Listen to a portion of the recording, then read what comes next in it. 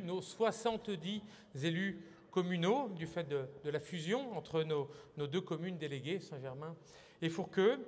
Je voudrais, en leur nom et en votre nom, accueillir un certain nombre d'élus, d'amis qui nous font l'amitié tous les ans de venir nous saluer à ce moment traditionnel des vœux. Et je voudrais tous ensemble que nous accueillions Monsieur le Président du Sénat, deuxième personnage de l'État, Monsieur Gérard Larcher.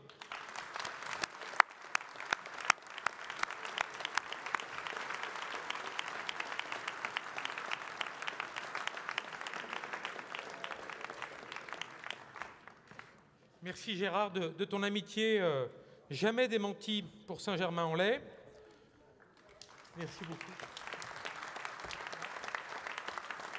J'accueille désormais une amie fidèle de notre ville, la présidente de la région Île-de-France, Madame Valérie Pécresse.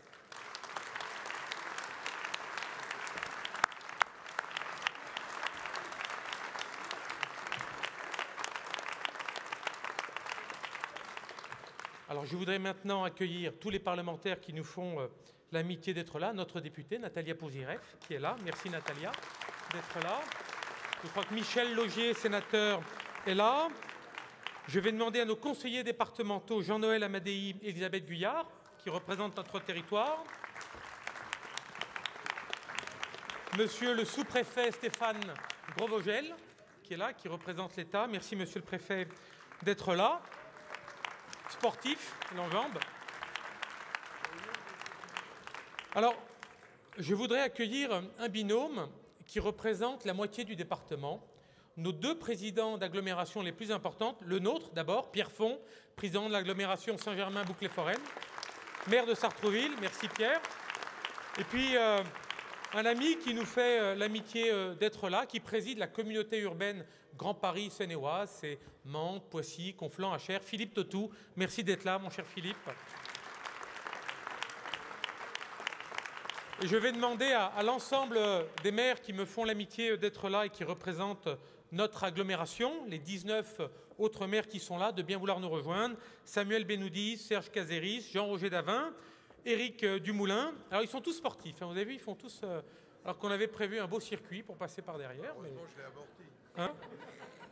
Merci. Marcel Gorguès, Dominique Lafont, Daniel Level, qui est déjà à mes côtés, Pierre Morange, Jean-Yves Perrault, Pierre-François Viard. Voilà, c'est un petit peu se serrer. Je voulais remercier des collègues élus qui nous ont fait l'amitié de venir. Patrick Loisel de Feucherolles, Thierry Montangérand, qui connaît bien notre ville, il la connaît très bien, maire d'Aubergenville, qui est là. Notre ami Éric Césari, qui nous fait l'amitié de venir des Hauts-de-Seine et qui est là. J'espère que je n'ai pas oublié d'élu, parce que ça peut toujours arriver. Et puis, je voudrais, je ne sais pas s'il est encore là, il n'est pas élu, mais il importe beaucoup, parce qu'il m'a fait l'amitié d'être là ce soir. Il est Saint-Germainois, il a été élu municipal longtemps à Saint-Germain. Vous le voyez souvent à la télé, mais quand on le voit généralement, c'est parce qu'il s'est passé quelque chose d'important dans notre pays. Je vous demande d'accueillir Rémi Hetz, qui est le procureur de la République de Paris. Merci Rémi, qui est là.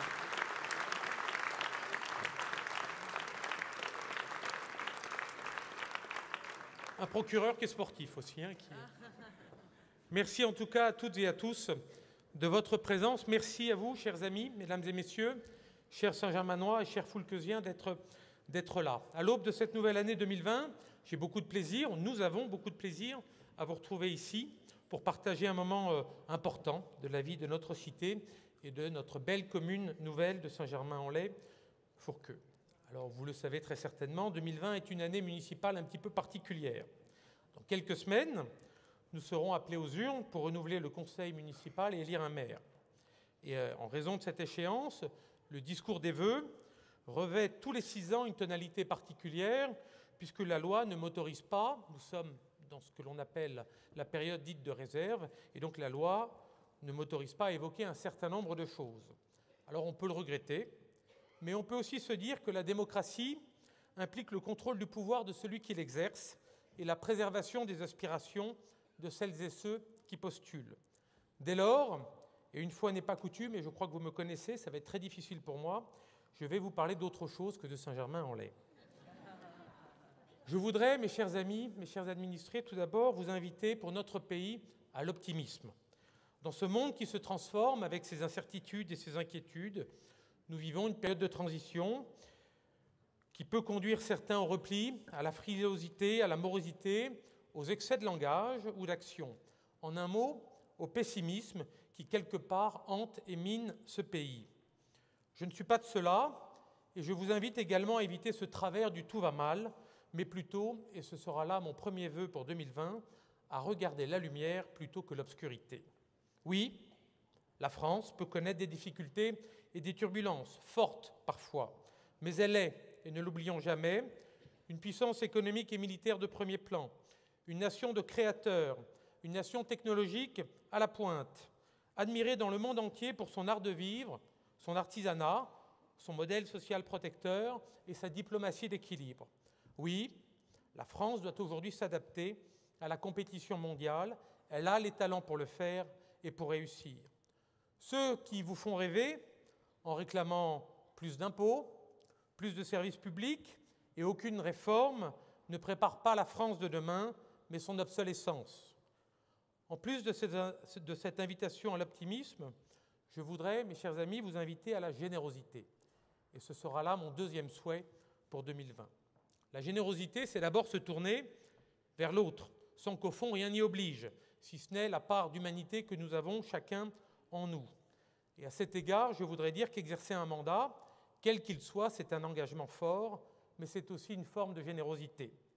Car c'est offrir beaucoup de son temps et de son énergie pour les autres et ce que l'on juge être l'intérêt général. Je veux ici, et je crois que Gérard, tu seras peut-être le premier à m'y encourager, mais chaleureusement remercier les femmes et les hommes qui ont choisi de s'engager pour leur commune. Ils sont 560 000 à travers la France à le faire le plus souvent, à titre bénévole, à côté de leur vie familiale et professionnelle. Ils le font parce qu'ils aiment leur territoire, ils le font parce qu'ils aiment leurs concitoyens. Ils sont tous, quelles que soient leurs convictions, sincères dans leurs actions et dans leurs engagements de tous les jours. Un mandat, c'est une aventure, indéniablement. C'est long, c'est 6 années. C'est constitué de réussites, de frustrations, de critiques, mais ça se fait ensemble, tous ensemble, que l'on soit dans la majorité ou dans l'opposition. Alors, certains de mes collègues derrière moi, les 70 que j'ai évoqués, certains quitteront l'hémicycle du conseil municipal prochainement. Ces élus se sont battus pour leurs idées. Ils ont été à la hauteur de la confiance accordée par les Saint-Germanois et ont fait vivre le débat. Ils ont rendu vivante la démocratie locale et ils nous ont aidés à prendre de meilleures décisions dans l'intérêt général. Parfois aussi, avec intelligence et puis parfois avec un petit peu de malice, ils n'ont pas cédé à la posture. Et je crois que c'est ce que les Français attendent de leurs élus et c'est ce qu'ils ont fait. Nous avons eu des désaccords et c'est très sain. Nous avons eu des convergences plus nombreuses et c'est également heureux. Alors je souhaite, en votre nom, remercier l'ensemble de nos élus pour leurs investissements tout au long de ce mandat. Ce que nous sommes parvenus à faire, nous l'avons fait parce que nous partageons ensemble la même passion de notre ville, la même passion de Saint-Germain-en-Laye. On peut vous applaudir.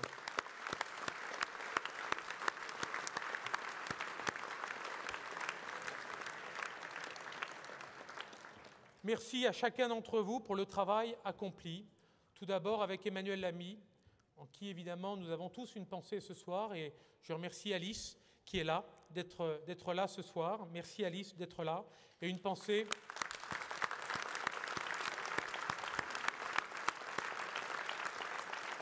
aussi pour quelqu'un qui nous manque beaucoup au quotidien, qui est Philippe Pivert, et je tiens à saluer sa famille qui était là également.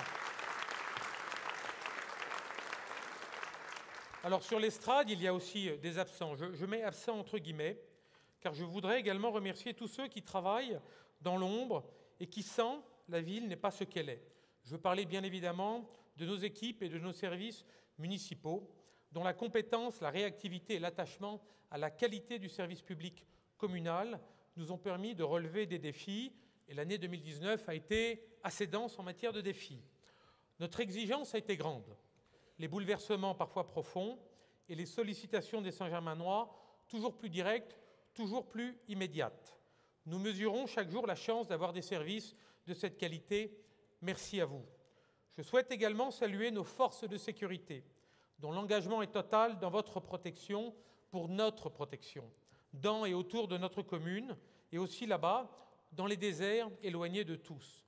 Je voudrais faire honneur au travail remarquable de notre police municipale, de notre police nationale, de notre gendarmerie, de nos forces armées, de la douane et de nos soldats du feu et du quotidien. Et bien évidemment, j'inclus dedans, dans cette liste de remerciements, la justice, à travers toi, mon cher Rémi, et que tu représentes aujourd'hui.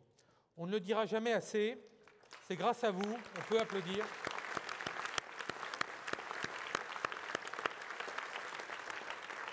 On ne le dira jamais assez, c'est grâce à vous que nous vivons en paix et en sécurité dans notre pays. Mes chers concitoyens, dans un paysage politique assombri, fait de défiance envers l'autorité publique et, disons-le, envers les responsables politiques, quels qu'ils soient, le maire demeure malgré tout, et je l'espère encore pour longtemps, une figure de confiance reconnue pour son rôle de proximité et d'apaisement, fondamental pour maintenir le lien social et la cohésion de la cité. C'est pourquoi le troisième vœu que je forme pour cette nouvelle année est un vœu de confiance. Confiance mutuelle entre citoyens, confiance dans les élus, confiance dans les institutions. Cette confiance est à retrouver et nous y avons tous notre part, car je crois profondément que le bonheur passe par la confiance, le sens et l'écoute de l'autre. Alors j'évoquais la confiance dans les institutions, et je vais citer, une fois n'est pas coutume, un Yvelinois, Jean Monnet, l'un des pères de l'Europe, qui disait avec force « Si rien n'est possible sans les hommes, rien n'est durable sans les institutions ». Nos institutions sont solides. Je suis de ceux qui pensent, même si on peut lui trouver quelques défauts, que la Constitution de la Ve République a offert à la France 60 années de stabilité et d'alternance politique. Je sais, Monsieur le Président du Sénat, qu'il ne faut toucher à la Constitution que d'une main tremblante, selon l'expression qui est la vôtre, mais les institutions doivent aussi pouvoir évoluer parce que la société change. Et à cet égard, plus modestement, la commune nouvelle que nous avons créée montre certes à petite échelle peut-être la voie à suivre. S'adapter pour préserver l'identité communale, celle de nos deux villes, Fourqueux et Saint-Germain-en-Laye. Telle a été notre seule vision depuis un an. Qui peut dire aujourd'hui que nous avons voulu démanteler nos communes? Qui peut dire et qui peut penser que nous en avons eu seulement l'envie? Je peux vous assurer, avec la quasi-totalité des élus qui sont là, que ce que nous avons fait, c'est exactement le contraire. Les sauvegarder nos communes déléguées et les rendre plus fortes, et l'une et l'autre. Car que voyons-nous à nos portes, ma chère Valérie? Une métropole du Grand Paris de 131 communes et de 7 millions d'habitants, et au-delà de cette métropole, l'Île-de-France, 1274 communes, je crois, à ce jour. Tout cela forme un très grand manteau d'arlequin, souvent désajusté. Si nous nous sommes rapprochés, si nous nous sommes rassemblés, ce n'est pas par autoritarisme ou un quelconque goût du pouvoir, mais à contrario pour préserver la spécificité et l'identité de chacun, pour être plus efficaces ensemble autour d'un même destin partagé ensemble. Mes chers concitoyens, s'engager pour la ville peut prendre de multiples formes, de multiples visages. Vous êtes nombreux ici à le savoir. Vous qui êtes un maillon essentiel de ce tissu associatif qui fait la vitalité saint-germanoise. L'année 2019 et les épisodes de lutte sociale qui l'ont émaillée, on pourrait dire l'année 2020 aussi, nous a rappelé que dans un pays riche, la précarité existe aussi, y compris dans notre ville.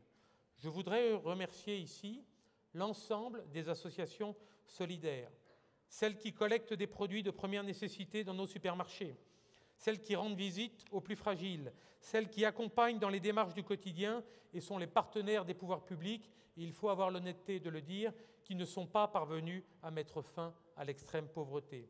Ce chantier est immense et il reste devant nous, alors il ne faut jamais ni s'y habituer, ni juger. Je veux redire ici toute notre mobilisation et notre détermination.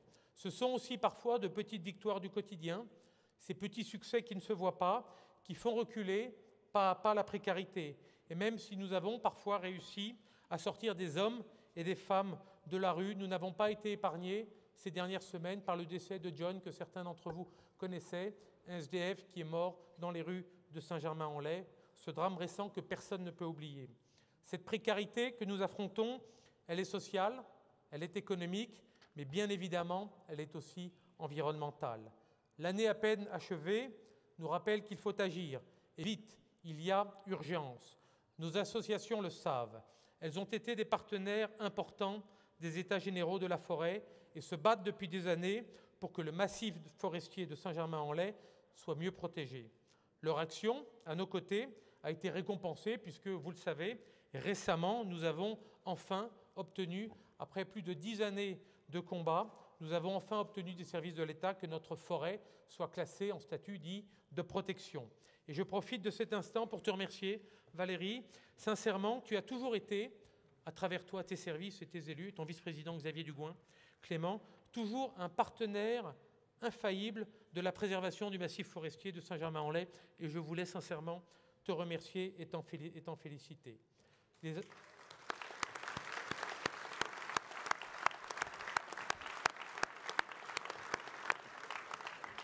Mais ces associations environnementales, elles ont aussi été des acteurs majeurs d'autres formes d'implication, de la marche pour le climat, de la valorisation des modes de circulation qui émettent moins de CO2, des circuits courts dans l'alimentation, de la lutte contre le gaspillage, des promoteurs inlassables du ramassage de déchets de notre massif forestier et tant d'autres initiatives citoyennes.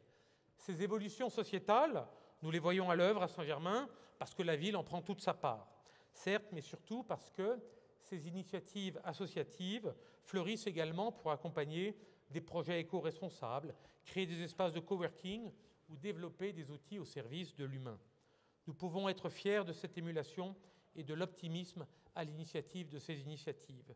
Nous pouvons être fiers de ce bouillonnement culturel permanent où se mêlent les échanges internationaux, les expositions d'art, les représentations théâtrales, les concerts ou les conférences historiques.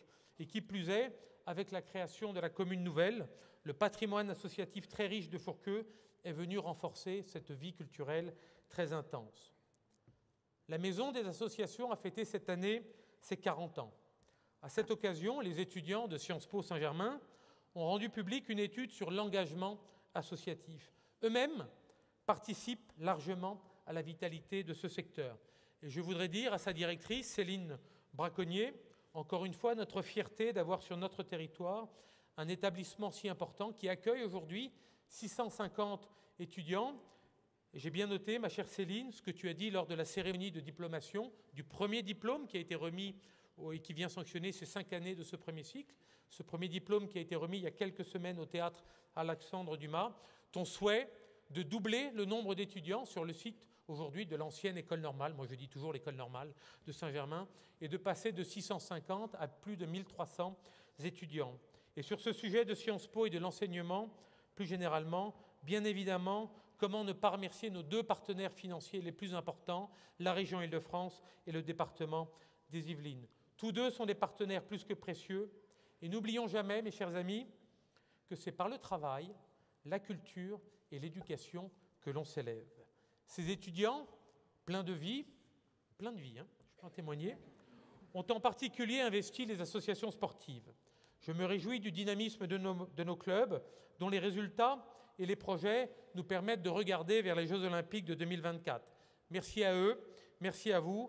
Des Saint-Germainois, j'en suis sûr, y brilleront lors de cette fête mondiale où s'effacent pour quelques semaines les tensions du monde et à laquelle notre ville participera. Je pense tout particulièrement à nos hockeyeurs et à nos nageurs et à tous ceux qui croient en leur chance.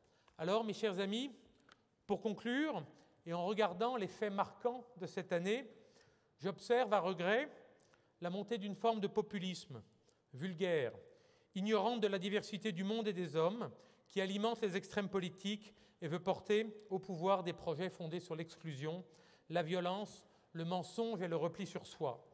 Notre ville, c'est constant dans l'histoire de cette ville, notre ville s'est toujours préservée de cette tentation, car Saint-Germain-en-Laye est définitivement une ville ouverte sur le monde et sur les cultures du monde. Alors optimisme, générosité, confiance, ai-je dit, et engagement. L'engagement sous toutes ses formes sera au cœur de la nouvelle année, sera au cœur de 2020, marqué par un triple anniversaire autour de la figure de Charles de Gaulle. Nous célébrerons en effet l'anniversaire de sa naissance en 1890, l'anniversaire de l'appel du 18 juin 1940 et plus tristement l'anniversaire de sa disparition en 1970. Quel exemple plus grand avons-nous dans notre histoire récente de l'engagement pour la liberté, la France et pour son rayonnement? Sa vie et son legs nous offrent l'exemple d'un homme animé par le refus de la soumission, en résistance face à la barbarie et soucieux de reconstruire le pays par-delà les clivages, sans jamais céder à la tentation ou à la haine. Il a toujours défendu l'idée que la France, c'est un projet d'adhésion, ça n'est pas un projet de rejet. Les époques sont différentes, bien sûr, les menaces, et l'actualité récente nous le démontre, sont d'un tout autre ordre, évidemment. Mais gardons, pour nos petits ou nos grands combats, cet instinct de résistance. J'ouvre les guillemets. Résistance et obéissance, voilà les deux vertus du citoyen. Par l'obéissance, il assure l'ordre, par la résistance, il assure la liberté, écrivait avec raison un philosophe yvelinois, Alain, dans son propos d'un Normand en 1912. N'oublions pas, mes chers amis, mes chers concitoyens, que nos enfants, les miens, les vôtres, nos petits-enfants, sont les messagers d'un monde et d'une France que nous ne connaîtrons pas, et qu'ils sont les porteurs des valeurs que nous leur aurons transmises. Alors, en 2020, je vous souhaite à toutes et à tous d'exprimer vos opinions, de faire un usage immodéré du droit à dire votre pensée, mais de le faire dans le respect de l'autre et de vous engager dans notre belle ville de Saint-Germain-en-Laye, de Fourqueux et d'au-delà. Je vous invite à suivre le chemin déjà tracé par celles et ceux qui ont montré qu'il n'existe aucune fatalité. Le pessimisme, c'est la renonciation de ceux qui n'ont jamais osé. Alors, avec l'ensemble de mes collègues, élus du conseil municipal qui m'entourent, je vous présente mes vœux les plus chaleureux pour vous-même, pour vos proches, pour tous ceux qui vous entourent, des vœux de santé, des vœux de bonheur sincère, des vœux de succès, qu'ils soient petits, qu'ils soient grands, pour notre pays, pour notre ville, pour que vive Saint-Germain-en-Laye, vive Fourqueux et vive la France.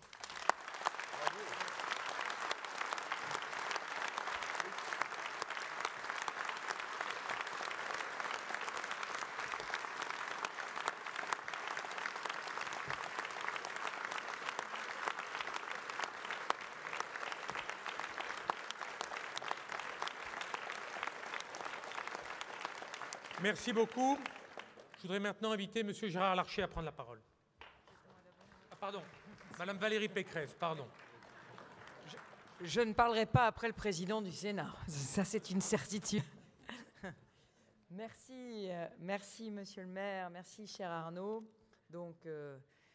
Et bonjour à tous les Saint-Germanois et les Fourqueusiens, puisque c'est comme ça qu'on dit. C'est comme ça qu'on dit, Saint-Germanois et Fourqueusiens. Je suis très heureuse, en présence du président du Sénat et de toute cette assemblée si nombreuse et si éminente, y compris la députée, les sénateurs, les élus qui sont là, le procureur général, que je salue. Bon, je vais vous parler, non pas de votre maire, puisque vous savez que nous sommes en période de municipale et que je suis interdite de dire tout le bien que je pense de lui.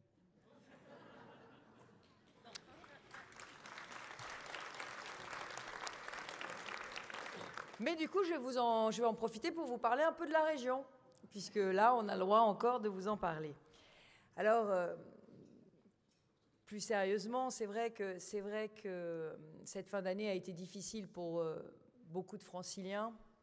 Je l'ai vécu moi-même, mais les grèves qui nous ont complètement embolisés se sont traduites par une immense fatigue. Et le fait qu'elle redémarre en janvier est aussi une immense fatigue. D'ailleurs, il y a une plaisanterie qui court désormais en Île-de-France, c'est que dans notre région, cette année, en janvier, on ne se souhaite plus bonne année, on se souhaite bon courage. Alors, évidemment, ça m'a conduit à me battre, et ça m'a conduit à me battre pour vous, notamment cette semaine, pour obtenir de la SNCF et de la RATP le remboursement intégral du pass Navigo de décembre.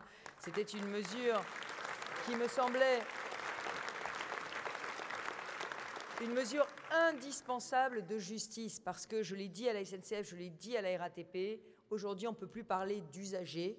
D'ailleurs, de temps en temps, on se demande si usager, c'est avec un R ou avec un E. Il ne faut plus parler d'usagers, il faut parler de clients. Et quand on est en monopole public, on doit avoir le respect de ses clients, et quand le service n'est pas fait, quand le service minimum n'est pas fait, eh bien, il faut rembourser. Je crois que c'est vraiment un tournant, j'allais dire, même dans la relation entre la SNCF et la RATP et tous les franciliens. Alors, je suis très fière d'avoir obtenu cela. Et je me suis dit, comme tout le monde est un peu morose, je me suis fait une règle, c'est que dans mes vœux, je n'annoncerai que des bonnes nouvelles. Que des bonnes nouvelles. Alors, je suis venue avec des vœux que pour des bonnes nouvelles. Et donc, je vais vous parler de l'année 2020. Pour l'année 2020, nous allons continuer à essayer de faire une région plus écologique, plus solidaire et plus protectrice. Et avec un fil rouge, le pouvoir d'achat des franciliens.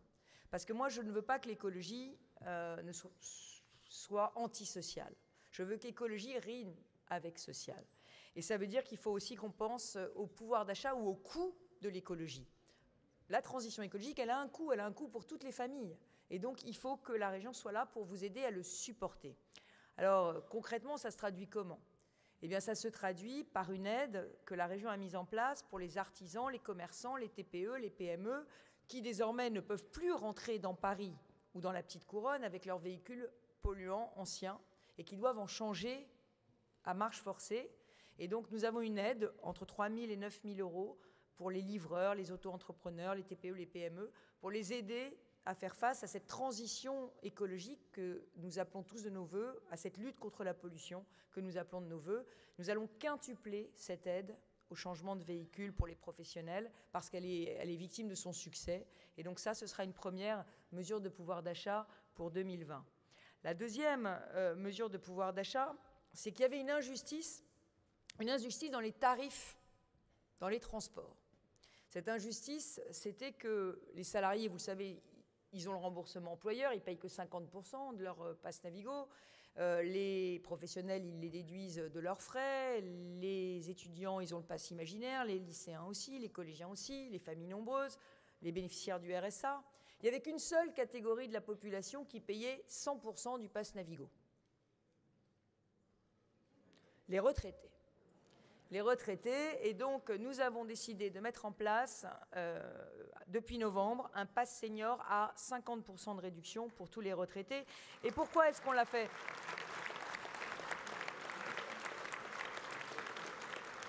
On l'a fait pour plusieurs raisons. D'abord, les retraités ne prennent pas les transports aux heures de pointe. Ils les prennent aux heures creuses, donc ils ne vont pas emboliser nos transports. Mais en revanche, les retraités, quand ça coûte trop cher les abonnements, et en Grande Couronne, on a des origines-destinations qui sont très chères, quand ça coûte trop cher, eh bien, qu'est-ce qu'ils font ? Ils prennent leur voiture. Donc on obtient l'effet inverse de celui qu'on voulait. Donc nous voulons que les retraités puissent prendre les transports en commun. Mais pour que les retraités puissent prendre les transports en commun, encore faut-il qu'ils fonctionnent.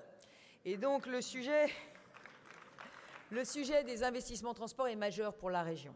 Alors en plus, je suis particulièrement en colère de cette grève parce que ceux qui prennent régulièrement le RER A doivent quand même me faire crédit qu'après la mobilisation générale de tous vos élus, après le travail fantastique qui a été fait ici à Saint-Germain, l'achat des rames à 2 étages, le réaménagement de toutes les grilles horaires du RER A, on a pris quand même 10 points de ponctualité en mieux l'année dernière. Alors bon, évidemment, le mois de décembre et le mois de janvier sont venus annihiler complètement le bénéfice de ces 10 points de ponctualité supplémentaires. Mais quand même, vous savez, moi je mesure quand une ligne marche mal ou quand une ligne marche bien au nombre des engueulades que je reçois sur Internet. Parce que les réseaux sociaux ont ceci de bon ou de mauvais, c'est que nous sommes tous désormais, nous élus, en prise directe avec l'électeur et avec son ressenti. Et donc, moi, l'année dernière, j'ai eu très peu de réclamations sur le RER A, et ça, c'est un signe que ça allait mieux. Bon, pas de bol.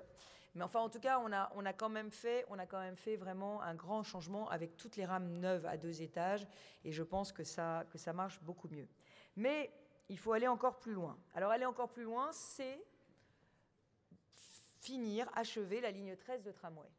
Alors, je le dis, évidemment, il y a des travaux. Les travaux, c'est toujours pénible, et c'est vrai que c'est désagréable. Mais cette ligne de tramway, elle va être exceptionnellement utile pour éviter de prendre sa voiture et de faire des grandes traversées au sein des Yvelines. Donc ça va être un tramway qui va être magnifique et qui va rendre énormément de services, et notamment qui va permettre de relier directement Fourqueux à Saint-Germain. Voilà. Donc ça aussi, c'est très important. Donc tout ça, c'est d'ici 2021. Et évidemment, c'est un projet qui me tient énormément à cœur. Et puis, parce qu'un certain nombre d'entre nous sont quand même obligés de prendre leur voiture, nous avons un beau projet qui est de doubler l'ARN 184. Et en doublant l'ARN 184, nous nous engageons aux côtés de l'État, la région, pour essayer de lutter contre les bouchons. Parce que j'entends bien, certains nous disent qu'il ne faut pas investir sur la route, parce que quand on investit sur la route, eh bien, on investit dans la voiture. Mais le problème, c'est que ce qui pollue, ce n'est pas la route, c'est les voitures, et c'est donc les embouteillages, c'est les voitures quand elles sont à l'arrêt. Et c'est aussi les voitures quand elles n'ont pas la bonne motorisation. Donc on va doubler la RN 184 avec l'État pour essayer d'empêcher d'avoir ces bouchons. Et puis sur la motorisation des véhicules, on va travailler à vous aider à passer à des véhicules plus propres. Et pour ça, il faut des bornes de recharge électriques. Le vrai problème de la Grande Couronne aujourd'hui, beaucoup d'habitants de la Grande Couronne veulent acheter des voitures plus propres, mais on a encore une pénurie de bornes de recharge électriques. Et donc la région, messieurs les maires, mesdames les maires, s'engage à financer à 50% toutes les bornes de recharge électrique que vous voudrez installer cette année. Voilà ce que je voulais vous dire. Et puis évidemment, nous allons aussi travailler sur le carrefour du Bel-Air et sur la sécurisation du carrefour du Bel-Air. Donc vous voyez beaucoup de projets transport. En matière écologique, beaucoup de projets forêt, mais tu en as déjà parlé, cher Arnaud. Arnaud m'a appelé au secours, a appelé au secours la région pour son plan forêt. Et il a été précurseur parce que c'est absolument indispensable que la forêt de Saint-Germain soit protégée. Et nous avons aidé, la région est venue aider l'Office national des forêts à hauteur de 100 000 € pour nettoyer la forêt de Saint-Germain-en-Laye. Et nous testons chez vous une application qui a vocation à se généraliser en Île-de-France, qui est une application smartphone pour géolocaliser les dépôts sauvages, qui s'appelle AC Déchets. AC Déchets. C'est l'esprit rock'n'roll qui souffle sur la région Île-de-France. Et je reviendrai évidemment voir Saint-Germain pour savoir comment ça fonctionne, monsieur le maire, et si vous en êtes satisfait. Alors ça, c'est sur l'écologie. Je voudrais vous parler un petit moment de solidarité. La région va mettre en place cette année une initiative tout à fait inédite au plan national. Parce que, vous le savez, on est en train de parler de la réforme des retraites. Il n'y a pas de meilleure assurance vie pour un francilien que d'être propriétaire. Alors tout le monde ne peut pas devenir propriétaire, c'est cher de devenir propriétaire, mais propriétaire de sa résidence principale, propriétaire de son local professionnel, propriétaire même d'un petit bien de rapport, un studio en Île-de-France, c'est quand même une assurance sur la vie. Et donc moi je souhaite que tous ceux qui en Île-de-France en ont les moyens puissent devenir propriétaires. Et aujourd'hui, il n'y a pas de meilleur moment, les taux d'intérêt sont très bas. Or, il existe une injustice. Si certains d'entre nous ont été malades, s'ils ont eu un cancer, s'ils sont séropositifs, s'ils ont la mucoviscidose, s'ils ont des maladies, des hépatites, eh bien, ils se voient appliquer par les assureurs des surprimes d'assurance très élevées lorsqu'ils veulent emprunter. Et quand je dis très élevé, c'est vraiment très élevé. Si vous empruntez 300 000 €, vous pouvez avoir, si vous avez eu un cancer du sein, vous pouvez avoir 90 000 € de surprime d'assurance. Donc, qu'est-ce qui se passe? Eh bien, les personnes qui ont ce qu'on appelle un risque de santé, même si elles sont guéries, n'empruntent pas et ne peuvent pas devenir propriétaires. Alors, la région va créer, à partir d'avril, avec un réseau d'assureurs partenaires, une garantie immobilière solidaire régionale. Ça veut dire quoi? Ça veut dire qu'on va garantir le risque de santé. Et on va annuler les primes d'assurance, annuler les surprimes. Les surprimes, c'est-à-dire que n'importe quel francilien qui voudra devenir propriétaire, quels que soient ses antécédents de santé, il pourra devenir propriétaire sans surprime. Voilà. Et ça, c'est vraiment quelque chose qui me tenait vraiment profondément à cœur. Et c'est comme ça qu'on arrivera à une région de propriétaires, parce que vous le savez, malheureusement, il faut bien le dire, souvent on prête qu'aux riches, et en plus aux riches et aux bien portants. Voilà. Donc ça, ce sera un beau projet solidaire de l'année. Deuxième projet solidaire de l'année, la question de la santé. Ça va vous paraître bizarre, vu de Saint-Germain-en-Laye, mais l'Île-de-France est le premier désert médical français. Le premier désert médical français, pourquoi ? Parce que Paris absorbe presque tout. Et plus on s'éloigne de Paris, moins on a de médecins. Et puis, on est quand même très nombreux, nous, les franciliens. Donc, on a moitié moins d'infirmières que la moyenne nationale. Moitié moins. Et c'est normal. Les infirmières, les aides-soignantes ont du mal à se loger en Île-de-France. Ça coûte très cher. Et très souvent, elles vont se loger dans l'Eure-et-Loir, dans l'Oise. Et elles font 2 heures de trajet pour venir travailler. Alors, pour lutter contre ça, la région a fait un partenariat cette année avec Action Logement. Et nous allons payer intégralement 11 000 logements pour des infirmières et les aides-soignantes. Nous allons les construire et les payer intégralement. Mais, et c'est pour ça que je profite des vœux de Saint-Germain, parce que là, il y a quand même beaucoup de monde, mais il y en a aussi derrière moi. Je demande aux maires de m'aider. J'ai besoin de terrain, mesdames et messieurs les maires. J'ai besoin de terrain en bail amphithéotique pour construire mes logements. Et donc, on paye tout, mais on a besoin du terrain. Et donc, je reviendrai vers vous. Mais s'il y a des maires qui sont candidats, je pense qu'on peut faire affaire très vite. Voilà.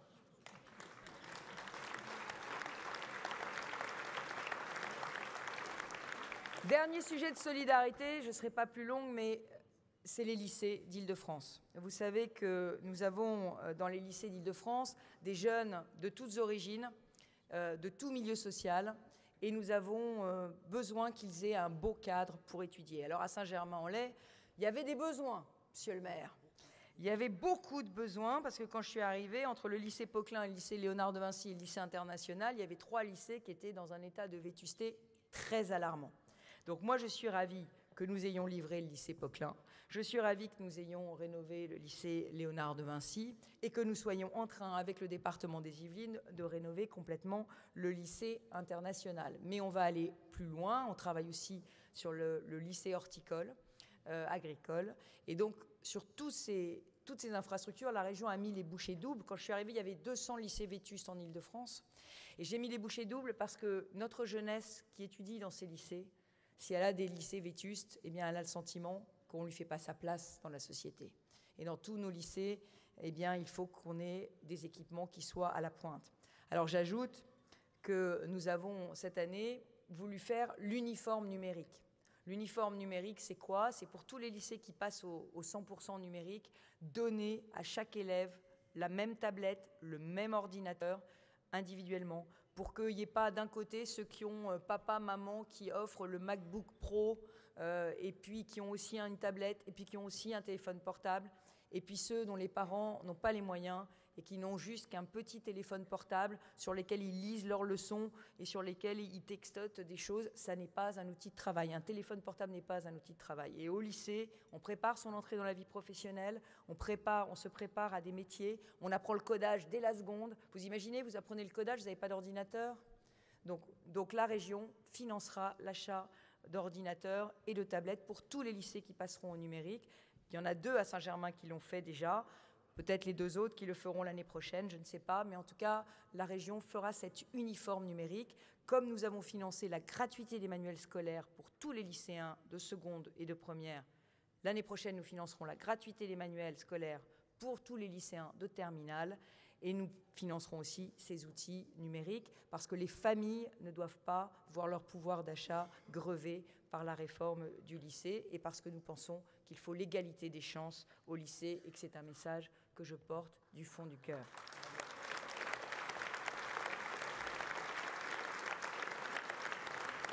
Alors, je ne peux pas parler d'éducation à Saint-Germain-en-Laye sans dire un petit mot sur l'Institut d'études politiques, qui est une formidable réussite. Et là encore, un grand bravo à tous vos élus qui ont eu cette vision de se dire qu'il fallait un Institut d'études politiques à Saint-Germain-en-Laye. Et je sais que Arnaud a comme vision de faire de Saint-Germain une vraie ville étudiante. Et donc, évidemment, la région a été appelée. Et donc, nous allons investir dans la réhabilitation du bâtiment S. C'est ça ? C'est ça, afin de consolider encore la réputation et l'excellence de cette IEP, dont j'ai compris qu'il y avait l'ambition de doubler ses effectifs. Voilà sur la solidarité. J'en profite aussi pour vous dire que la grande cause régionale de l'année 2020, ce sera la prévention des suicides et la prévention du burn-out. Et nous aurons 2 volets, la question du bien-être au travail et la question aussi de la lutte contre le harcèlement scolaire. Et donc, si certains d'entre vous ont envie de venir participer à ces travaux sur la prévention du suicide et du burn-out, je crois que c'est un vrai fléau de l'Île-de-France. Nous avons beaucoup de métiers en tension, avec beaucoup de fatigue, beaucoup de personnes qui baissent les bras. Et je crois que nous devons faire davantage et avoir aussi beaucoup de stratégies de prévention et d'accueil de ces personnes qui sont en burn-out. Ce sera la grande cause régionale de l'année 2020.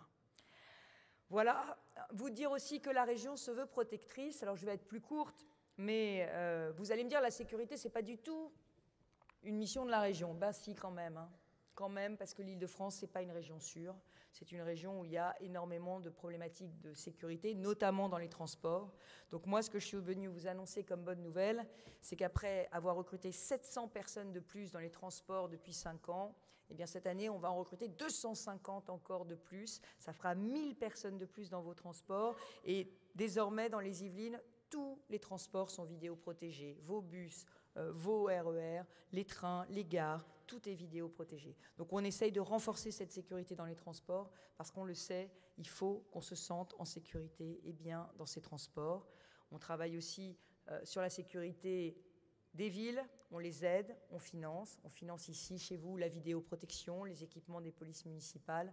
Et nous avons aussi une convention qui est inédite en France avec le ministère de l'Intérieur, qui nous demande de l'aider à financer les commissariats et les casernes de gendarmerie. Et bien évidemment, j'ai répondu oui, parce que la sécurité des Franciliens, eh bien, c'est la première liberté. Et donc, la région sera à leur côté. Et nous avons une demande supplémentaire cette année d'aider les services de pompiers, une demande des départements.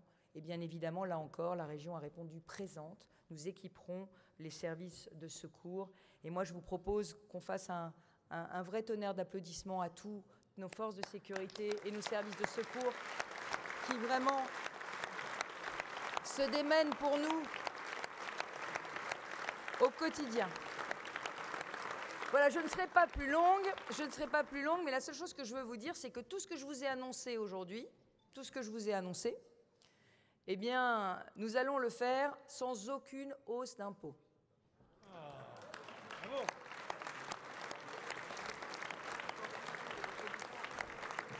Sans aucune hausse d'impôts, parce que nous avons fait 1,9 milliard d'euros d'économies à la région depuis 5 ans. 1,9 milliard,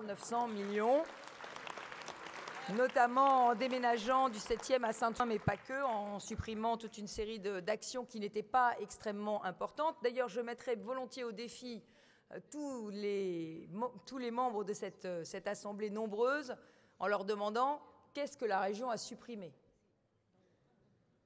Vous voyez comme quoi on peut faire des économies sans avoir moins de services publics, mais au contraire en ayant des meilleurs. Voilà. Et si la région l'a fait, l'État peut le faire aussi.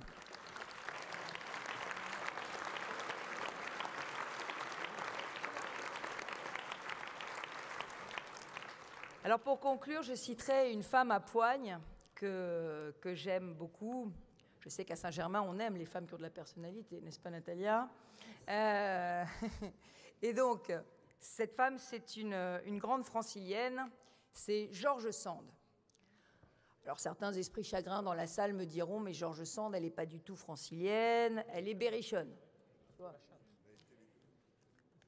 Moitié-moitié. Moitié-moitié, évidemment, elle est berrichonne, mais elle est aussi francilienne, elle habitait Palaiseau. Et elle avait cette phrase que je trouve très belle et qui résume, je pense, un peu ma pensée. Elle disait « les faits valent mieux pour convaincre que les belles paroles pour attendrir ».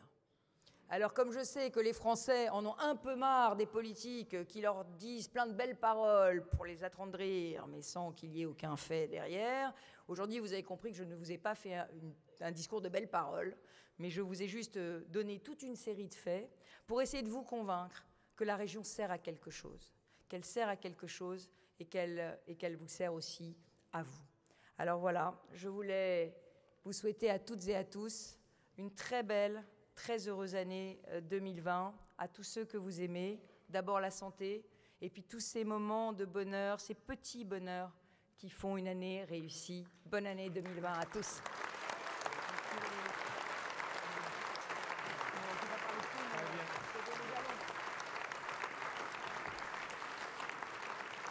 Merci à Valérie Pécresse pour son soutien indéfectible à la ville de Saint-Germain-en-Laye.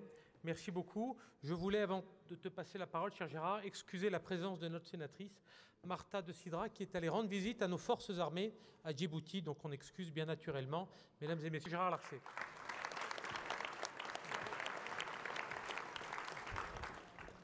Cher Monsieur le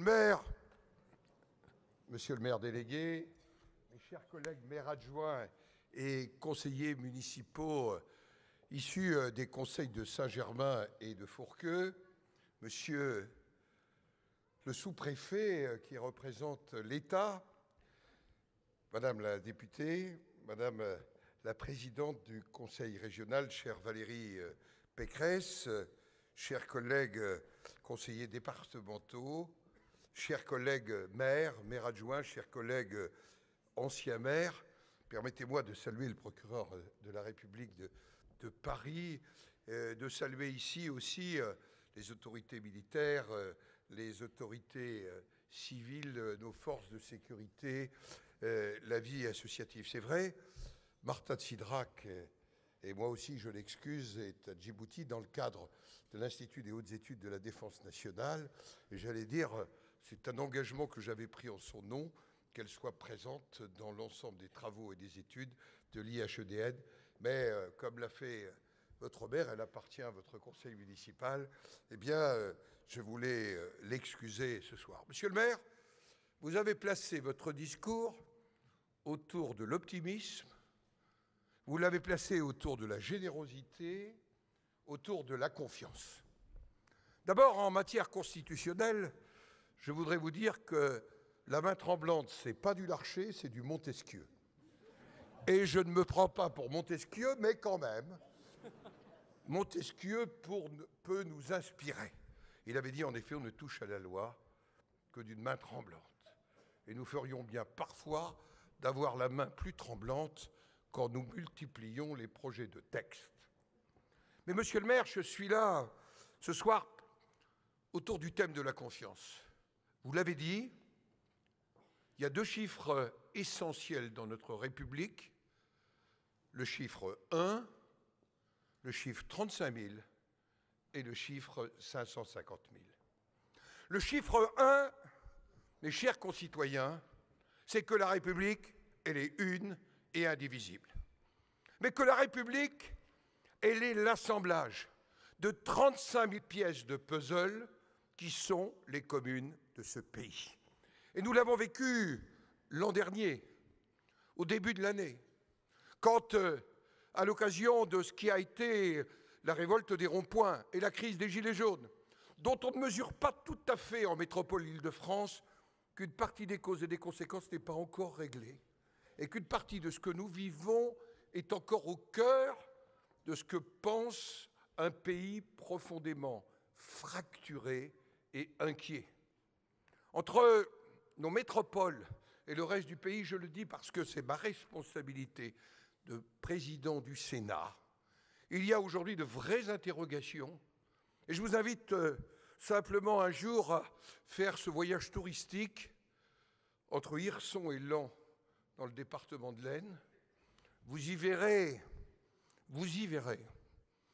3 rideaux de commerce sur 4 fermés, Vous y verrez à vendre partout. Les résultats scolaires sont ni ceux de Rambouillet, ni ceux de Saint-Germain. Le taux de chômage y est extrêmement élevé. Et pardonnez-moi, parce que moi je fais de la politique aussi, le vote à l'élection présidentielle, ça a été exactement l'inverse du deuxième tour du vote national. Et tout ça, mesdames et messieurs, les maires, ils sont la cohésion de ce pays, quelle qu'en soit la taille et la dimension.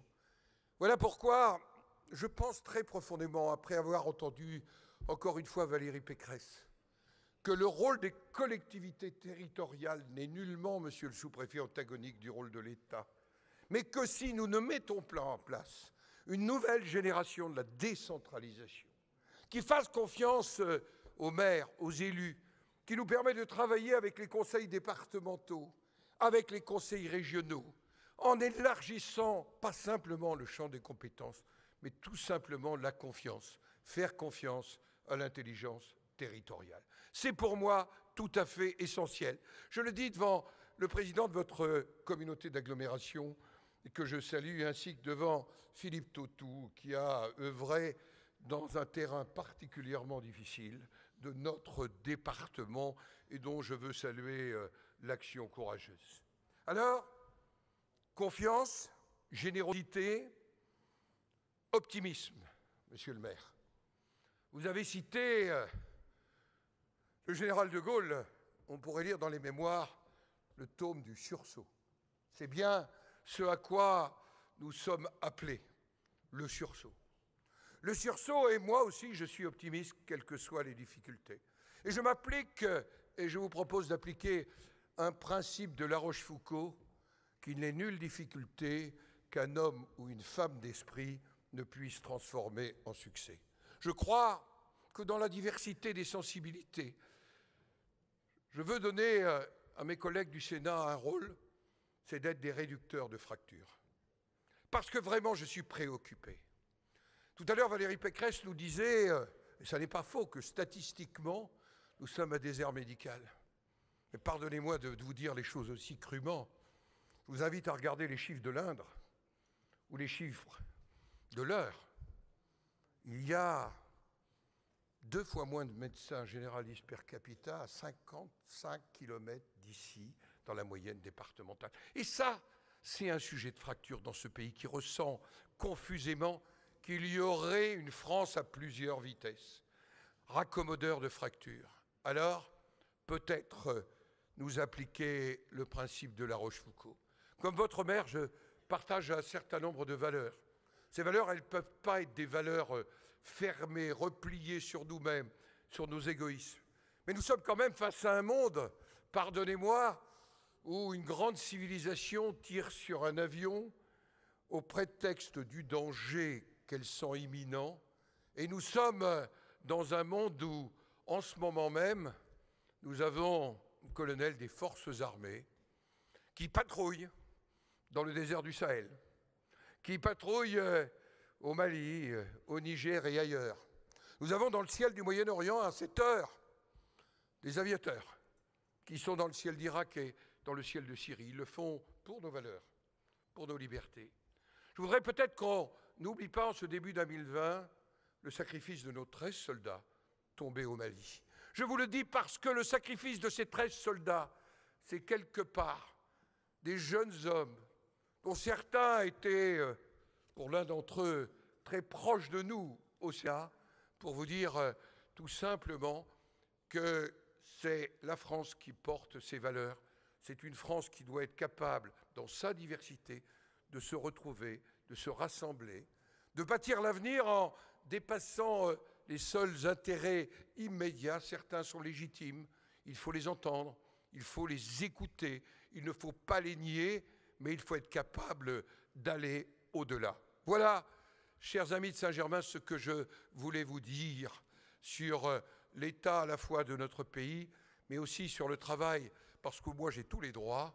Je peux vous dire que vous avez de la chance d'avoir un tel maire comme Arnaud Péricard. Et je vous le dis vraiment franchement.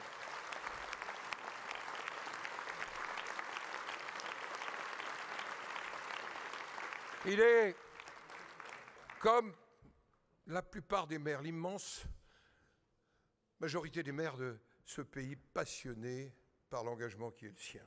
Ils travaillent, je compare souvent le maire, je l'ai été 3 décennies, comme un potier qui façonne les choses. Et il le façonne dans votre proximité. Ne nous y trompons pas. En ces temps de défiance, de rejet, des élites, des politiques, des médias, les seuls qui ont la confiance majoritaire des Français, c'est vous, les maires, les conseillers municipaux et les maires adjoints. Pourquoi? Parce que vous êtes dans la proximité. Et ça n'est pas de la démagogie. Parce que aujourd'hui, notre société a besoin de verticalité inversée. Et il nous faut donc cette nouvelle génération de décentralisation pour, partant du terrain, de la proximité, par la subsidiarité, essayer d'imaginer cette République une, indivisible et diverse.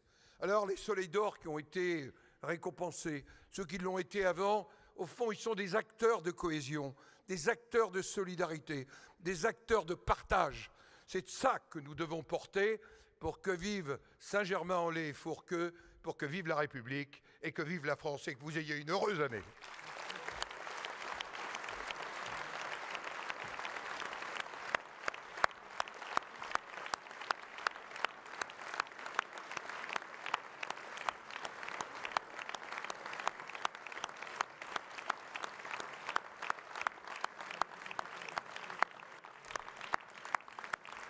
Merci, Monsieur le Président, mon cher Gérard. Mes chers amis, comme c'est la tradition, et si vous avez encore un petit peu de temps à nous accorder, je vous invite tous maintenant à partager avec vos élus, avec vos amis, un moment de convivialité et d'amitié. Et je serai pour ma part là toute la soirée à votre disposition. Alors à tout de suite. Merci beaucoup.